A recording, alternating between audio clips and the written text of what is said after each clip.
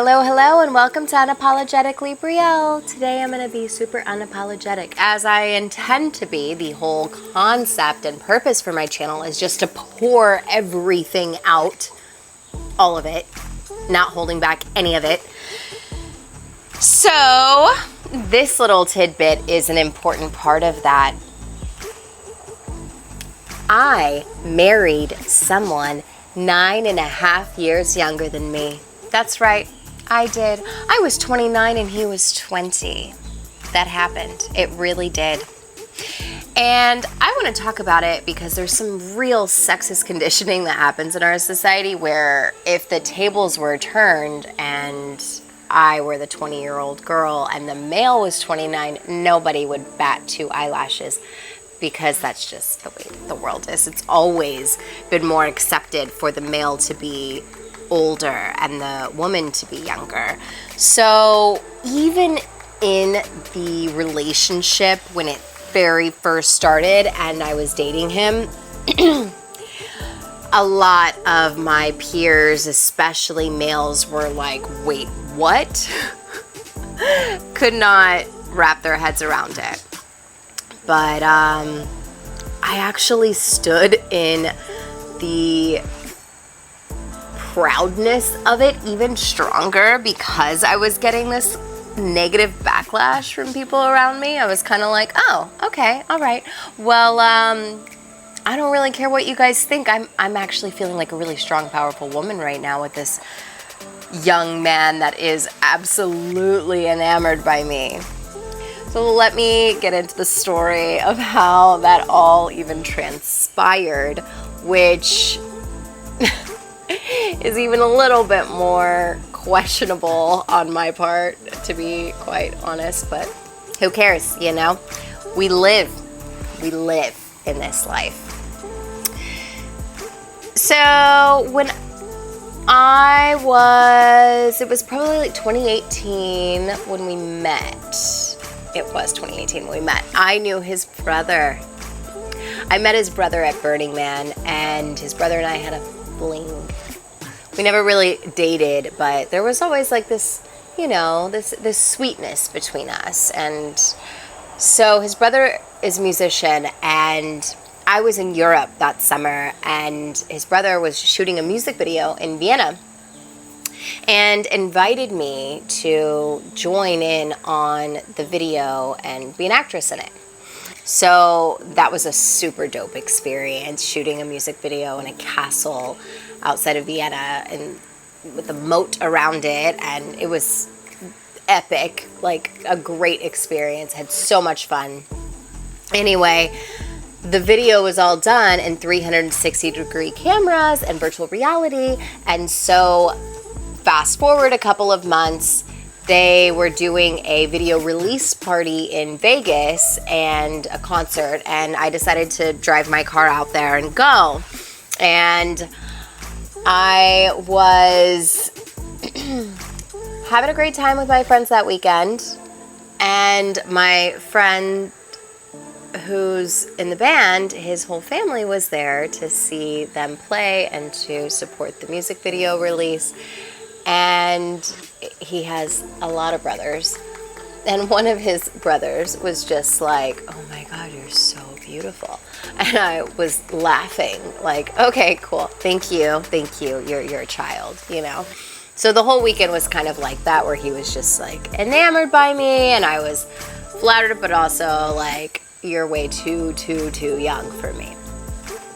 So then the end of the weekend rolls around, and my friend didn't have a ride for his family, his father and his brother that had been hitting on me all weekend. And I drove my car by myself from LA, so I offered to drive them back. And his dad lived in like southern part of LA County. I don't even know if it's LA County actually, but I'm not gonna say the name of the city because I'm just like trying to be discreet a little bit here. Anyways, I drive his dad like all the way down, and you know, the younger brother is sitting in the back seat staring at me through the rearview mirror for a 4-hour drive. Like, it was a very strong presence So I dropped their dad off, and then he was supposed to go back to Malibu where he was living with his brother. I will name that. And I was like, I am not driving to Malibu after going all the way down south this way and having to go all the way back after a 4.5-hour drive from Vegas, whatever. You can stay at my house on the couch. Well, he did not stay on the couch. And the next day I was like, oh, that was really fun. And we just started hanging out like that. You know, it was fun. It was fun. It was cute. It was fun.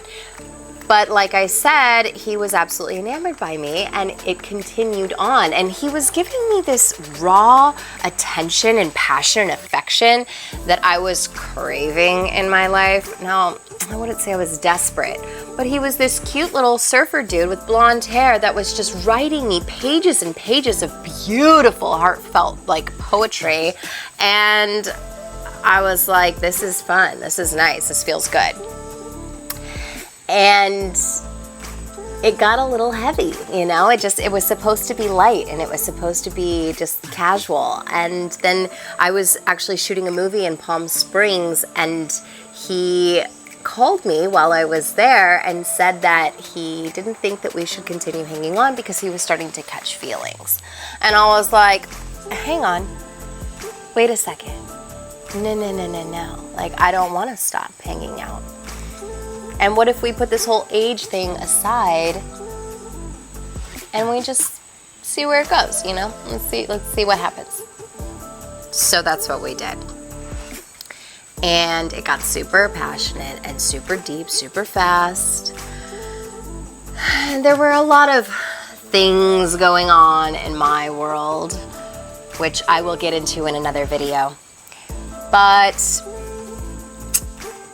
there were some things that were happening that were not so conducive to a traditional relationship, choices that I was making and lifestyles that I was living that were not really the right picture for most relationships, right?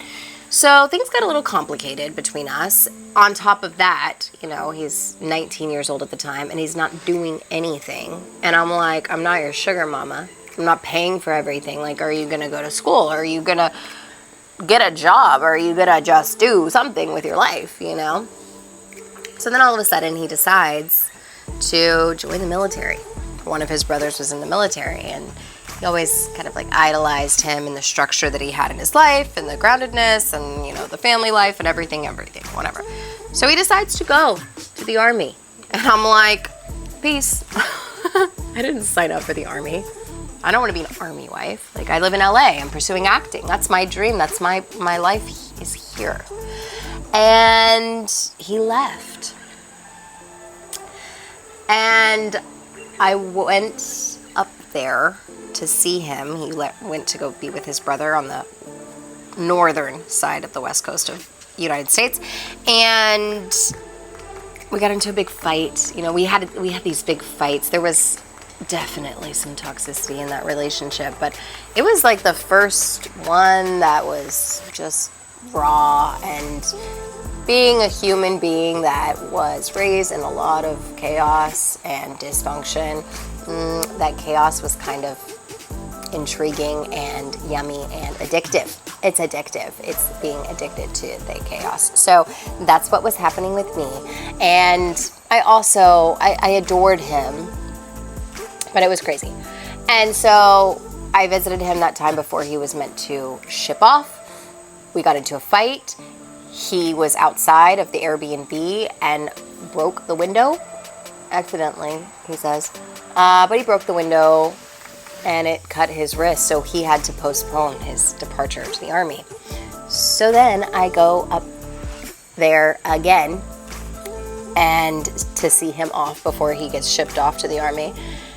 And we get into another really bad fight. I don't even know. Whatever. I leave and I end up like going on this road trip back down to LA. And I promised myself that like I'm not going to go back to him and that it's over. So he goes to the army and we don't talk while he's in basic training. And he gets his phone back and he calls me. I see his little face on FaceTime, and I was just like, oh man, you know, I really care about this guy. I really miss him. I am in love with him still. So he gets done with basic training, and he has his basic training graduation, and I decide to go to Georgia and surprise him. When I am in Georgia with him, after he has graduated from basic training and he's about to go to his AI training, he asks me to move to Georgia and to marry him. And I'm like, no, I don't want to live here. I don't want to be an army wife. I don't want that life. I don't want it. I don't want it. And I go back to LA, and I'm feeling really empty. And I'm feeling really sad, and I'm like, there's this part of me missing, you know? And I'm hanging out with a friend of mine, and she knew us both. I'm kind of telling her what I'm going through and what I'm feeling, and she's like, Brielle, you have been waiting all this time for love, and here it is right in front of you, and maybe it doesn't look the way that you want it to look, but it's right in front of you. Like, why not move to Georgia and marry him? LA's not going anywhere. And I was like, you know what? You're right. So I call him and I tell him that I want to move to Georgia and then I want to get married. And then I leave LA in 2 weeks. Sell everything. Abandon my car at the airport. I call Audi and say, hey, your car is at the airport.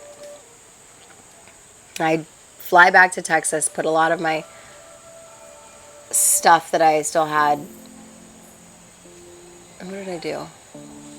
Oh no, I put everything in store. No, I sold everything, pretty much.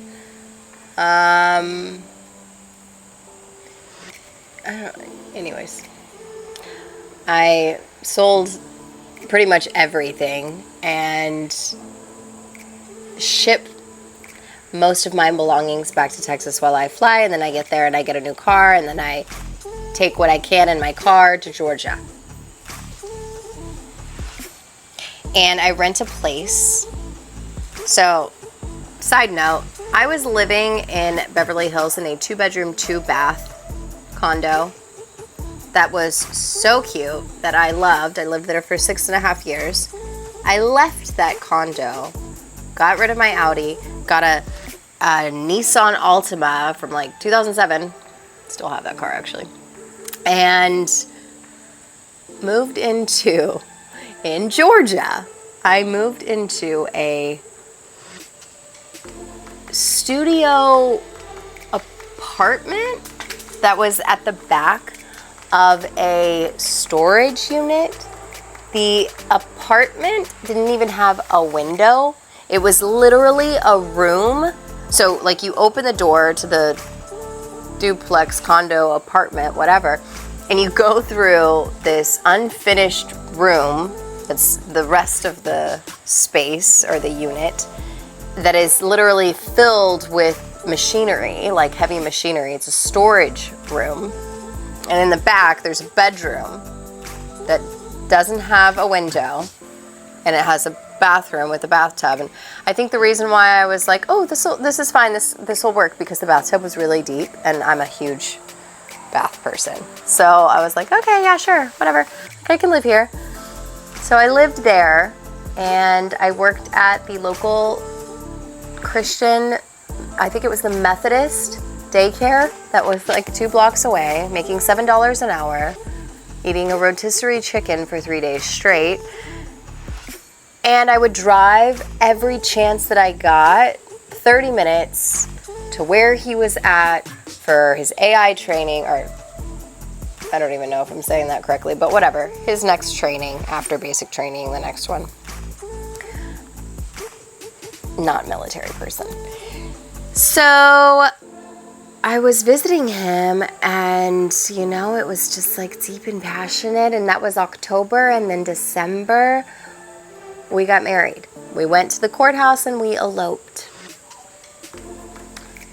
And then he finished his training, and he was supposed to be stationed in San Antonio, and I was like, okay, cool, like I could live in Texas, I'll be close to my family. That was part of the reason why I was down with this whole thing. But then in the last minute, they changed where he was going to be stationed, and they kept him in Georgia in a really ugly place. So we moved there, and I'm like, where are we going to live? I let go of the little apartment, obviously, it was too far. And I lived secretly, not even kidding, for an entire month with my Pomeranian in the barracks. 29 years old, living in a barrack. It was like the step up. It was like the intermediate housing. It was for people who were married in the military but still looking for housing. But the wife, the partners are not supposed to live there. No. So it was like a 2-bedroom apartment with a twin bed. And I was sneaking into that apartment, in and out of the apartment, every day, all day, with my dog. And on Thursday mornings at 5 a.m., they would have cleans or checks or whatever, and I would have to go and sit in my car with my dog and stuff all my stuff underneath the bed in the corner to make sure that we didn't get caught. Interesting. Then we get a house. So I think we were in the house for like a month, not even, barely.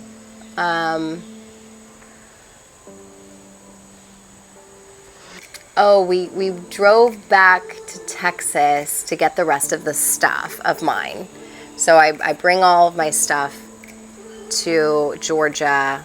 We move into the house. We're like in boxes. And then we just end up getting into this really bad fight. That was in March. Okay, so we get married in December. Then we get into this really bad fight in March. It was not, again, it just was not a very healthy relationship. There were a lot of insecurities on someone's part, who, of course, is probably going to be very insecure, being a good old ripe age of 20. Anyway, and so we get into this really bad fight where things just go too far. It got physical, you know, it got physical, and I'm not going to go into the details around it, but like within 15 minutes, the relationship was destroyed. And I was like, I got to get out of here. I'm not doing this. Like, once you cross a boundary, it's really hard to go back from that. Like, it would take very consistent, like, micromanaging on your responses with each other to make something like that work. It's typical that once you hit a threshold, then it just gets worse, or it can go to that place again. Nevertheless, I was like, I don't want to be here anymore anyway. Like, I was having a hard time finding work. I was just like not connecting with the place at all. I didn't even have an opportunity to like do things that I loved. You know, it was like a military town, so they only had CrossFit. I didn't have any yoga or Pilates or anything that I enjoyed. Anyway, we get into that really bad fight, and then I leave like pretty quickly after. That was on St. Patrick's Day that we got into the really bad fight, and I moved right after my birthday. I think I was back in Texas at like April, or no, I didn't go to Texas. I went back to LA. I went back to LA, and I think I was back in LA like August or April 3rd. So the 17th to the 3rd, I drove 10 states in 3 days. I was just like booking it, flying out of there. So in the grand scheme of things, we were technically only married. I mean, I'm not even gonna get into the specifics around that, but we were only together and in matrimony togetherness for like 3 months. Yeah, not even 3 months. We got married on December 14th, and then I was gone by like April 1st. So whatever, numbers, who cares? The point is that it was rapid. It was a rapid fire, and it was a good adventure for me. Honestly, I have zero shame or qualms about anything. In fact, like, we're still still friends, you know, we're like on talking terms. He's interesting, like he'll disappear and then just like pop up out of nowhere over the years. And I'm like, oh, how's your life? How are things going? You know, absolutely no chance that that would ever happen again. But it was a good experience when it did. I mean, I wouldn't say good. It was good. It was good. It was good in the sense that it was deeply passionate and it was giving me a lot of the love and attention that I was craving. And, you know, he wrote to me. That's definitely like the number one way to get to my heart is through writing, because I like to write. So when someone expresses themselves through words and gives it to me, I am just like, oh, I'm putty in your hands. So that's kind of what happened there. Yeah. Life, you know? It's just an interesting, fun little ride, and we get to do whatever we want in legal terms, you know. I was not a cradle robber. It was close, but not a cradle robber. And I think 9.5 years is a little young for me. You know, I could do younger, but not 9.5 years. Not now. Maybe. I mean, I can't really see myself being with a 25-year-old. I don't see it. Possible, but I don't see it. He'd have to be a real spectacular 25-year-old. Yeah, you know? It's just interesting because, like I said at the beginning of the video, nobody would bat 2 eyelashes if the tables were turned. And I found it really empowering to just stand in my love, stand in the choice. Never mind the fact that I had been with his brother.